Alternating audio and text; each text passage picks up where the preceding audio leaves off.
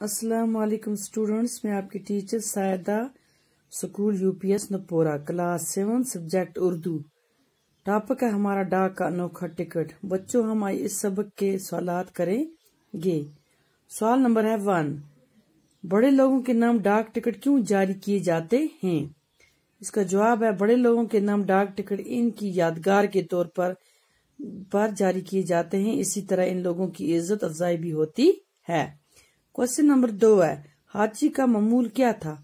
हाची का मामूल सुबह शिबुया रेलवे स्टेशन पर आना और शाम तक अपने मालिक का इंतजार करना था, और जब मालिक वापस आता तो हाची इसके साथ घर चला जाता। हाची ने मालिक के इंतकाल के बाद भी ये मामूल बरकरार रखा। वो 10 साल तक इसी तरह अपने मालिक का इंतजार करता रहा। क्वेश्चन नंबर 3, जापान के लोगों ने हाची का मुजस्समा क्यों बनाया?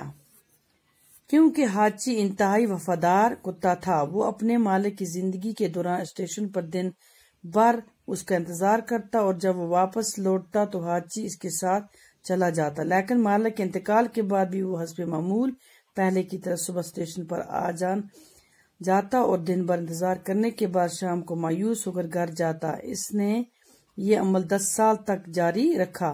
हाची की इसी वफादारी को देखकर जापान के लोगों ने इसका मुजस्समा इसके एहतराम में बनवाया। नंबर 4, जापान की गीतों और नज़्मों में किस तरह नाम जिंदा है?